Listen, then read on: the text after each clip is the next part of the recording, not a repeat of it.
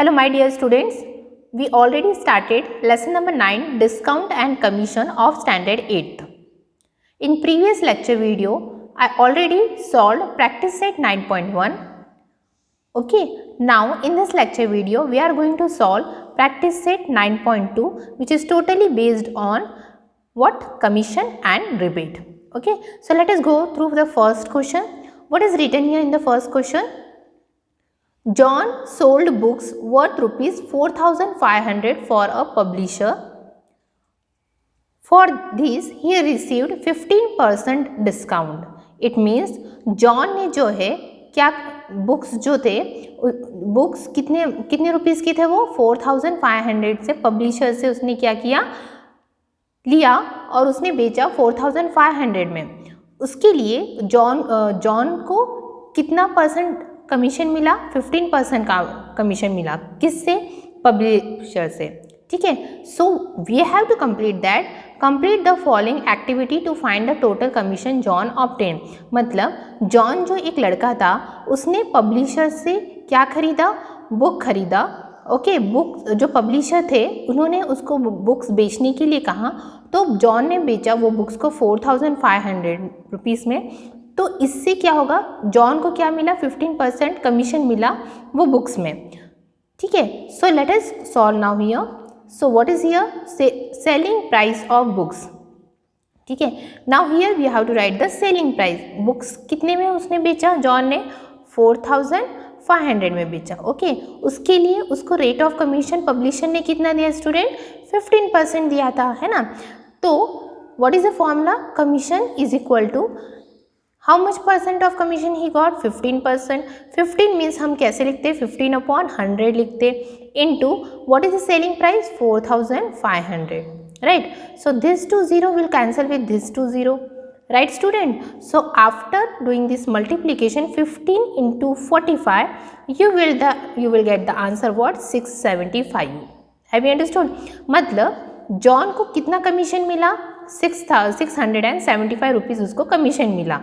ठीक है. उसने कितने में बेचा बुक? 4,500 का बुक बेचा और उसको कितना कमीशन मिला? 675 रुपीज़ कमीशन मिला. Have you understood student? Okay. Now let us go to the next question, that is question number 2. Here question number 2 we are going to solve. Let us read the question. Rafiq sold flowers worth rupees 15,000 by giving 4% commission to the agent. मतलब रफ़ीक ने क्या किया? Flowers को क्या किया? जितने flowers जो बेचा वो 15,000 में था तो उसने कमीशन जो एजेंट था जिसके थ्रू उसने बेचा उसने उस एजेंट को कितने का परसेंट कमीशन दिया? 4%, है ना. तो कमीशन क्या होता है कि जो भी एक जहाँ पे गुड्स कम्प्लीटली बनते हैं वहाँ से किसी दूसरों को लेके थ्रू तीसरों को बेचना, दैट वी कॉल्ड एज. और जो बीच का पर्सन होता है मीन्स जो एजेंट होता है that we called as a agent, वो एजेंट को कमीशन दिया जाता है ना वो टोटल गुड्स को सेल आउट करने के लिए. तो यहाँ पे क्या था? रफ़ीक ने जो है फ्लावर्स को 15,000 में मतलब बिचवाया और उसको किसके थ्रू? मीन्स एक एजेंट के थ्रू उसने फ्लावर्स को बिकवाया. कितने परसेंट के थ्रू? 4% हुआ. So we have to find the commission he paid. ठीक है. तो उसने उस एजेंट को कितना कमीशन दिया होगा वो आपको फाइंड करना होगा. और सेकेंडली क्या फाइंड करना है कि कितना अमाउंट रिसीव बाय रफ़ीक, मतलब कमीशन देने के बाद रफ़ीक को कितना अमाउंट मिला. तो सबसे पहले यहाँ पे क्या दिया हुआ है स्टूडेंट? सेलिंग प्राइस, है ना. सेलिंग प्राइस क्योंकि उसने सेल्ड किया था ना तो सेलिंग प्राइस कितना है? ₹15,000. ओके. नाउ अब क्या लिखना है? Rate of commission. Rate of commission. Rate of commission कितना है स्टूडेंट? 4% था. ठीक है. अब हमारा फॉर्मूला है कमीशन हमें फाइंड करना है. Commission equal to selling price multiply percentage of commission. Okay. So selling price here how much? 15,000 into percentage of commission कितना? 4%. 4% means if you are going to remove this symbol so upon 100 is going to come. Okay, so this 0 will cancel with this 0 and this 0 is going to cancel with this 0. So what remain here? 150 into 4. Okay, 154 means 5 4 20, 4 4 1 6 means 600. So commission कितना मिला उस agent को? Flowers को completely उसने बेचा तो उसको commission Rafiq ने कितना दिया स्टूडेंट? ₹600 दिया. ओके, तो ये हो गया उसका कमीशन. अब उस मतलब आप क्या लिखोगे answer? Therefore commission paid by Rafiq equal to ₹600. Okay, now this is the commission. Now we have to find what? कि कितना अमाउंट रफीक को मिला होगा फिर. तो आंसर क्या आएगा? Amount received by Rafiq equal to. So total कितने में था? 15,000 में है ना. एजेंट ने 15,000 में बेचा और उसमें से उसने कमीशन कितना दिया एजेंट को? 600 दिया. तो उसके पास कितना अमाउंट बचा होगा अभी रफीक के पास? ₹15,000 को अगर माइनस किया 600 से तो आपको क्या मिलेगा? 4, दैट इज़ 1,400 एंड मीन्स 14,400 है ना. तो कितना अमाउंट उसके पास बचेगा? 14,400 means amount received by Rafiq is equal to 14,400. Have you understood, student? Okay, let us go to the next question now. So next question, see question number 3. Let us solve now. A farmer sold food grains for 9,200 rupees. ठीक है, जो एक farmer था, किसान था, उसने food grains बेचा. Generally किसान लोग कुछ भी अपने मतलब अनाज जो लगाते हैं वो सेलिंग करते हैं, है ना, थ्रू एन एजेंट. मतलब एजेंट जो होता है वो क्या करता है? जो भी total amount of food grains जो भी होता है उससे क्या करता है? वो कुछ कमीशन लेके वो चीज़ को मतलब बेचने में हेल्प करता है ना. तो उसे कहते हैं, जो चीज़ को हेल्प करता है बेचने में ना, तो उसे क्या कहते हैं? एजेंट कहते हैं. तो अब फार्मर ने फूड ग्रेन्स कुछ लगाया, उसमें उसने 9,200 रुपीज़ में मतलब एजेंट के थ्रू उसने वो उसका जो भी पूरा फूड ग्रेन्स थे वो बेच दिया. तो अब पूछा गया है कि जो the rate of commission was 2%. तो उसने वो एजेंट को कितना कमीशन दिया स्टूडेंट्स? 2% का दिया है ना. तो इसमें जो सेलिंग प्राइस है, कितना सेलिंग प्राइस होगा? 9,200 रुपीज़. और रेट ऑफ कमीशन कितना है स्टूडेंट्स? यहाँ पे 2% है. तो आपको फाइंड करना है कि how much amount did the agent get. तो मतलब वो सेलिंग करने के बाद 22% के हिसाब से वो एजेंट को कितना अमाउंट मिला होगा 9,200 में से, है ना. सो कैसे निकालोगे आप? तो सबसे पहले जो गिवन है वो लिखेंगे, that is selling price equal to ₹9,200 rupees दिया गया है एंड रेट ऑफ कमीशन दिया गया है आपको. Rate of commission is equal to 2% दिया गया है. Okay, so same way we have to write the formula. Commission is equal to selling price into percentage of commission. Okay, now selling price how much? 9,200 rupees into percentage of commission means 2%. 2% means 2 upon 100. So this 2 0 will cancel with this 2 0. So 2 2s are 4, 9 2s are 18. So how much commission will get that agent? Yes, 184 rupees means commission get to the agent is rupees, or we can write ₹184. Have you understood, student? ठीक है. So let us see the next question now. Next question number 4. Umatai purchase following item from a khadi Bhandar. मतलब उमाताई जो थी उसने खादी भंडार से कुछ items खरीदा. जैसे कि पहले उन्होंने लिया 3 साड़ीज लिया जिसका फॉर 560 रुपीज़ ईच. मतलब एक साड़ी की जो कीमत थी, cost of 1 sari is how much rupees या 560. So she purchase how many sari students? 3 purchase, है ना. तो 3 साड़ीज उसने परचेज किया. तो आपको क्या करना है? यहाँ पे कॉस्ट ऑफ 1 साड़ी की कीमत दी है, आपको 3 साड़ी की कीमत निकालनी पड़ेगी फर्स्ट. और सेकेंडली उसने बॉटल्स ऑफ हनी, हनी की बॉटल्स लिया जो कि एक बॉटल की कीमत है 90 रुपीज़, तो उसने 6 बॉटल्स लिया, तो वो आपको करना है। उसके बाद क्या क्वेश्चन पूछा है, ऑन द परचेज, मतलब ये जो 2 चीज़ उसने भंडार से खरीदा है तो उसने she received A rebate. Here students, rebate means एक टाइप का आपको क्या होगा, रिबेट जो होता है वो एक टाइप, रिबेट मतलब कमीशन ही होता है, ठीक है। ओके, सो रिबेट ऑफ 12%, जैसे कि एजेंट को कमीशन मिलता है ना, ठीक है, वह उसी टाइप में होता है ये। सो क्या लिखा हुआ है, on the purchase she received a rebate, rebate means suppose a discount आप बोल सकते हो, ठीक है। डिस्काउंट मिला, कितने परसेंट का मिला, उसने 12%, मतलब ये 2 चीज़ उसने परचेज किया, परचेज करने के बाद उसको उमाताई को क्या मिला, डिस्काउंट मिला। रिबेट का मतलब क्या होता है स्टूडेंट, यहाँ पे डिस्काउंट मिला, कितने परसेंट का, 12% का। Sorry I said commission before, that we called as a discount, हो गया, कमीशन नहीं कहा जाता है, उसे डिस्काउंट कहा जाता है, ठीक है। How much total amount Umatai paid, तो जब उसको डिस्काउंट मिला 12% से, तब उसके बाद उसने वो मीन्स जो भी खादी भंडार था उसे कितना पैसे दिया होगा, ठीक है। तो हम क्या फाइंड करेंगे, सबसे पहले 4th का सॉल्यूशन लिखेंगे।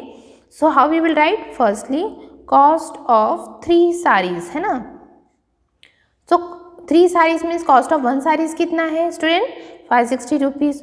सो मल्टीप्लाई करो 3 into 560, so how much you will get, 0, 6 3 is 18, 5 is 15, 16, मतलब 1680 मिला।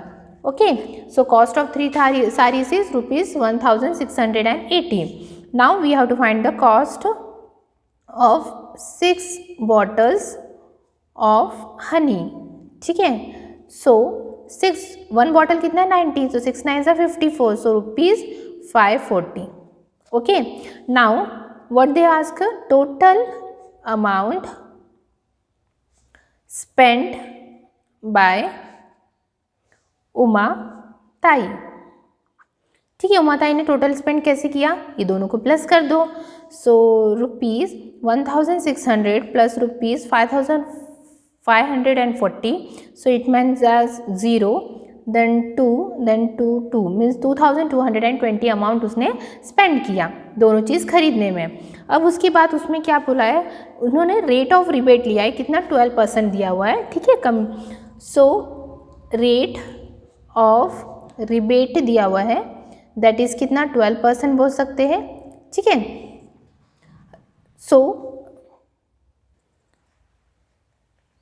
सो रिबेट इज इक्वल टू क्या आएगा, cost into rate of rebate. By using this formula, cost कितना है यहाँ पे हमारा, ₹2220, रेट ऑफ रिबेट कितना है, 12% है, तो 1010 cancel, so 2220 into 12 that is 10। सो ये कितना होगा, मल्टीप्लिकेशन करोगे तो आपका 266 4 अपॉन 10 आएगा, तो 2,602.4, मतलब आपको कितना आएगा, ये जो पॉइंट को रिमूव करना है तो यहाँ पे शिफ्टिंग हो जाए तो क्या आएगा, 266.4 आ जाएगा, ठीक है। तो ये इसका रिबेट हो गया, मतलब डिस्काउंट मिल गया इसको, किसको, उमा ताई को, उस 2 चीज़ परचेज करने पर, ठीक है। नाउ अब हमें पूछा गया है कि how much total amount Uma ताई पेड, कितना अमाउंट पे किया होगा। जब टोटल अमाउंट कितना था उसका, टोटल इतना था, ठीक है, तो वो टोटल में से उसको डिस्काउंट का जो रिबेट मिला है वो माइनस करना पड़ेगा, उसके बाद उसको टोटल अमाउंट जो भी पेड किया है उमा ताई में वो बताना है। So total amount paid by Uma tai is equal to total cost कितना था दोनों आइटम का माइनस उसको क्या डिस्काउंट कितना मिला वो फाइंड करना। तो टोटल कॉस्ट कितना था, 2220 minus 264. So if you are going to minus it, so how much given, 1953.60. Okay, so what amount paid by Uma ताई, कितना अमाउंट उसने पेड किया होगा, 1953.60 रुपीज़ 60 पैसा उसने पेड किया गया था, किसको, वो खादी भंडार को। Have you understood students? Okay, now last question of this lesson, after that we are going to finish this lesson. Okay, so and then in the next lecture video we are going to start with the next new topic. Student, question number 5, let us see. Use the given information and fill in the boxes with suitable number. Shrimati Deepanjali purchased a house for ₹7,50,000. मतलब जो दीपांजलि थी उसने house खरीदा कितने rupees में? 7,50,000 में खरीदा. किससे खरीदा? From Shrimati Leelaben through an agent. मतलब जो एजेंट होता है, जो इसने क्या किया, श्रीमती दीपांजलि को हाउस खरीदना था. किससे? लीलाबेन से. बट इन दोनों का कोई कांटेक्ट नहीं था, तो उस दोनों को कांटेक्ट कराने के लिए कौन आया? एजेंट आया. तो एजेंट ऑफकोर्स क्या करता है? एजेंट अपना क्या करता है? कमीशन लेके आपको कोई भी चीज़ खरीद दे देता है, परचेस करके, है ना. तो अब क्या हुआ, दीपांजलि को, जब दीपांजलि ने घर खरीदा था 7,50,000 से, किससे? लीलाबेन से. किसके थ्रू? एजेंट के थ्रू. तो एजेंट ने उसमें चार्जेस अपना कितना बोला? मुझे 2% चाहिए. Means brokerage from both of them. Brokerage यानी दोनों से कमीशन लेना, उसको बोलते हैं ब्रोकेज करके.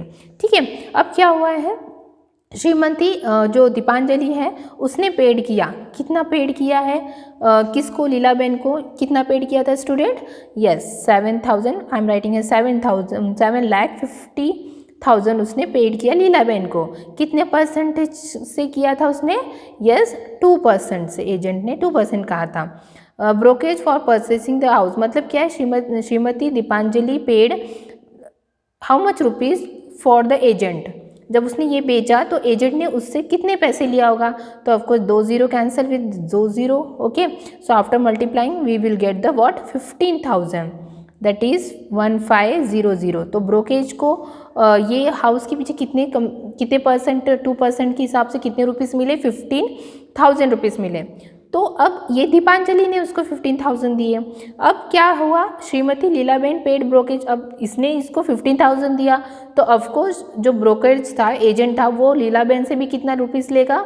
50,000 ही लेगा. मतलब दोनों से 15,000 लिया उसने. तो total brokerage receive by the agent. अब दोनों की तरफ से अगर 15,000 लिया तो कितना उसके पास पैसे आ गए? कमीशन 30,000 आ गए, है ना. मतलब दीपांजलि को उसने लीलाबेन से घर को बिकवाया कितने? 7,50,000 में. और कमीशन दोनों की तरफ से कितना कितना लिया? 15,000 लिया. तो टोटल उसके पास कितना अमाउंट हो गया? 30,000, है ना.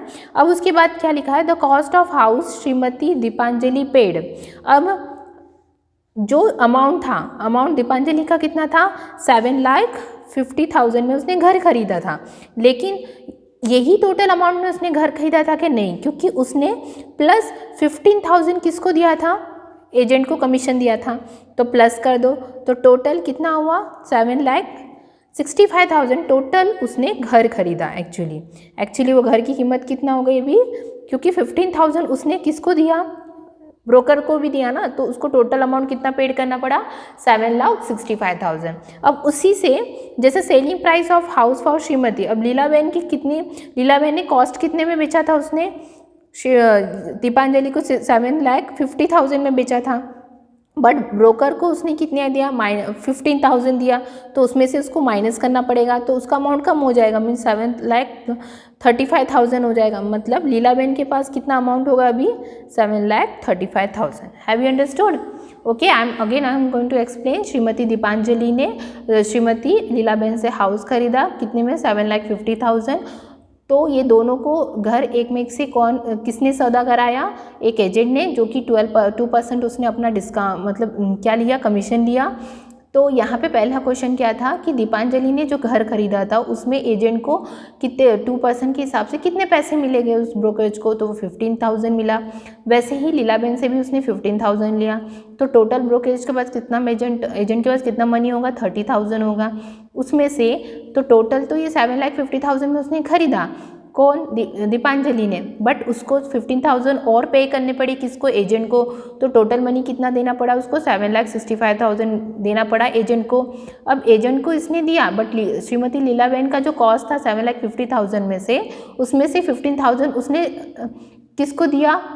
एजेंट को दिया, ब्रोकेज को दिया. तो उसका अमाउंट कम हो जाएगा. मतलब 7,35,000 में उसने टोटली अपना घर बिकवाया थ्रू एजेंट के through. Have you understood? So like this way we completed our chapter of what? Discount and commission. Hope you understand. Go through, solve well all the question. Okay, thank you students.